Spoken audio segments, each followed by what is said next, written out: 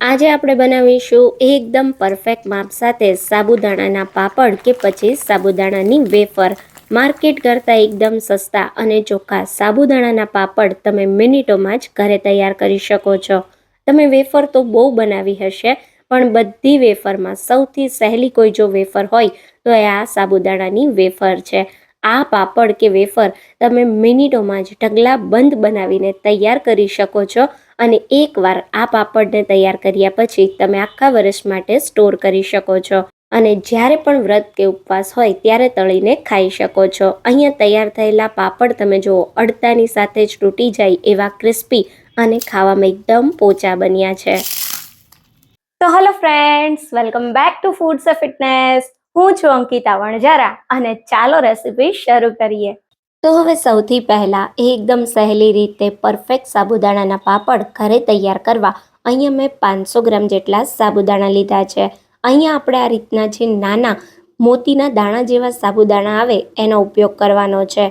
પણ જો તમને આ સાબુદાણા ના મળે તો તમે રેગ્યુલર સાબુદાણા સાથે પણ આ પાપડ તૈયાર કરી શકો છો. આ રીતના સાબુદાણા તમને કોઈ પણ સુપરમાર્કેટમાં કે કરિયાણાની દુકાને આસાનીથી મળી જાય છે. હવે અહીંયા શું કરવાનું છે, તમારે સાબુદાણામાં ઘણું બધું પાણી ઉમેરી સાબુદાણાને ખૂબ જ સારી રીતે વોશ કરી લેવાના. તો સાબુદાણાનું પાણી સરસ ક્લિયર મળે ત્યાં સુધી સાબુદાણાને ધોયા પછી હવે અહીંયા મેં 2 બીજા બાઉલ લીધા છે. તો આપણે એક બાઉલમાં 2 ચપટી જેટલો અથવા 1/8 ટીસ્પૂન જેટલો ગ્રીન ફૂડ કલર ઉમેરીશું. સાથે આપણે એક બીજા બાઉલમાં 1/8 ટીસ્પૂન જેટલો પિંક કલર ઉમેરીશું. અહીંયા પાપડને તમને જે પણ કલર ગમે એ કલરના તૈયાર કરી શકો છો અને એક પાપડનો કલર હું વ્હાઈટ રાખી રહી છું. તો હવે આપણે જે પલાળેલા સાબુદાણા છે ને એને 3 ભાગમાં ડિવાઈડ કરી દઈશું. તો મેં 2 મોટા ચમચા જેટલા સાબુદાણા ગ્રીન કલરમાં ઉમેર્યા, 2 મોટા ચમચા જેટલા સાબુદાણા આપણે પિંક કલરમાં ઉમેરીશું અને બાકીના સાબુદાણા આપણે વ્હાઈટ રાખીશું. હવે શું કરવાનું છે, આ સાબુદાણાને આપણે પલાળવાના છે. તો સાબુદાણા ડૂબે ને એના કરતાં થોડુંક જ વધારે એટલું જ પાણી ઉમેરવાનું. વધારે પડતું પાણી સાબુદાણાને પલાળવા નથી ઉમેરવાનું. આ રીતે પાણી ઉમેરી સારી રીતે પાણીને આપણે મિક્સ કરી દઈશું.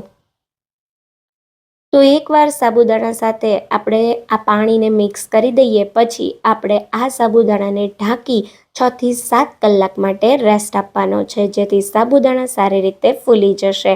આ સ્ટેજ પર આપણે કલર ઉમેરી દીધો છે, જેથી સાબુદાણા એકદમ સરસ કલરફુલ થઈ જશે.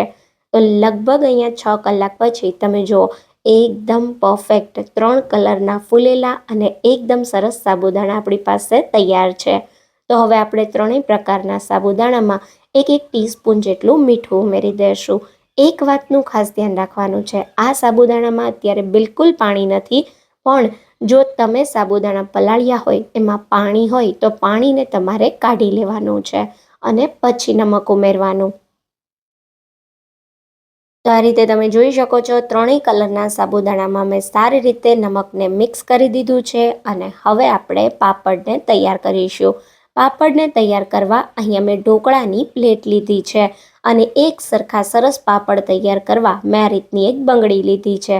તો હવે આપણે શું કરીશું, જે ઢોકળાની પ્લેટ છે એને આ રીતે તેલથી ગ્રીસ કરી દેશું. એક જ વાર તમારે તેલથી પ્લેટને ગ્રીસ કરવી પડશે.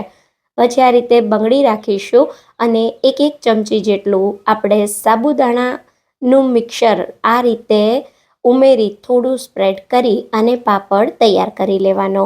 તો આ રીતે આપણે એક કલરના સાબુદાણા, બહુ જાડા નહીં બનાવવાના, ફક્ત સાબુદાણાનું એક સરખું સરસ એક લેયર થાય એટલું જ તમારે સાબુદાણાનું મિશ્રણ ઉમેરવાનું. તો તમે જોઈ શકો છો બંગડીથી એક સરખા સરસ મજાના આપણા પાપડ તૈયાર થઈ રહ્યા છે.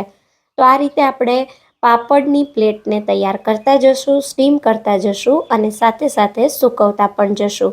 અચ્છા, અહીંયા મેં સ્ટીમરમાં પાણી ગરમ કરવા રાખી દીધું હતું. એમાં આ રીતે પ્લેટ મૂકી ઢાંકી ફક્ત 1 જ મિનિટ માટે આને સ્ટીમ કરવાના છે.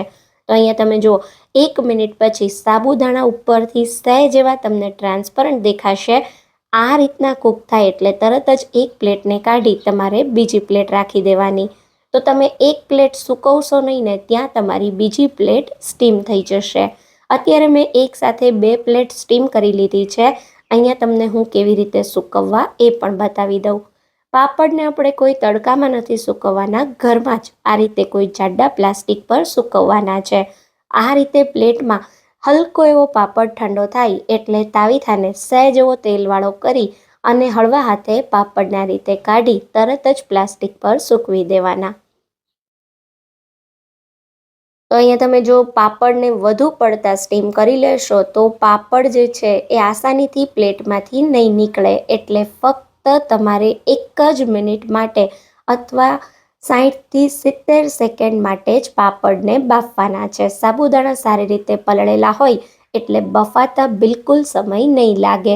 તો આ રીતે તમે જોઈ શકો છો, એક કરી અને મેં 8થી 10 વાર સાબુદાણાને બાફી લીધા. આ રીતે પાપડને તૈયાર કરી લીધા અને સાથે સાથે સૂકવી પણ દીધા. હવે આ પાપડને ઘરમાં જ 1 દિવસ માટે સુકાવા દેશું. એકવાર આપણા પાપડ ઘરમાં સરસ સુકાઈ જાય, પ્લાસ્ટિકને સરસ છોડી દે એટલે આ રીતે તમારે એને કોઈ વાસણમાં ભરી અને 2 કલાક તડકે રાખી દેવાના, જેથી પાપડમાં બિલકુલ મોઇશ્ચર નહીં રહે અને એકદમ સુકાઈને ક્રિસ્પી થઈ જશે. અહીંયા તમે જુઓ, એકદમ પરફેક્ટ આ રીતે પાપડને તમે તોડો અને ઇઝીલી તૂટી જાય એવા ક્રિસ્પી થાય ત્યાં સુધી તમારે એને સુકાવા દેવાના. તો પાપડને વધુ પડતા જાડા નહીં બનાવવાના, આ રીતે પતલા જ રાખવાના, જેથી તળવાની અને ખાવાની બંને મજા આવે. આ પાપડને તમે એકવાર સરસ સુકાઈ જાય એટલે કોઈ પણ એરટાઇટ કન્ટેનરમાં ભરી આખું વરસ સાચવી શકો છો. તૈયાર કરેલા પાપડને તમને તળીને પણ બતાવું. તો આ રીતે ગરમ તેલમાં પાપડ ઉમેરો અને એકદમ સારી રીતે જારાની મદદથી પાપડ ફૂલીને ઉપર આવે એટલે આ રીતે સાઈડ પલટાવી બંને બાજુથી આ રીતે સરસ ફૂલી જાય ત્યાં સુધી તમારે એને તળી લેવાના. તો તમે જોયું ને, આપણે બંગડી જેવા નાના નાના પાપડ બનાવ્યા છતાં કેટલા સરસ ફૂલીને એની સાઇઝમાં ડબલ થઈ જાય છે. ખાવામાં બહુ પોચા અને એકદમ ટેસ્ટી, કોઈ પણ જાતના મસાલા વગર આ પાપડ તૈયાર થાય છે. તો તમે જોયું ને, માર્કેટ કરતાં એકદમ સસ્તા, ચોખ્ખા, ખાવામાં એકદમ ક્રિસ્પી અને પોચા એવા પાપડ તૈયાર થયા છે. આ રીતે આ પાપડની રેસિપી તમે એકવાર ટ્રાય કરજો. તમને આ રેસિપી ખૂબ જ ગમશે. જો તમને મારી આજની રેસિપી ગમી હોય તો વિડીયોને વધારેમાં વધારે લાઇક અને શેર કરજો. તો ફરી મળીશું એક આવા નવા જ વિડીયો સાથે. ત્યાં સુધી થેન્ક યુ ફોર વોચિંગ.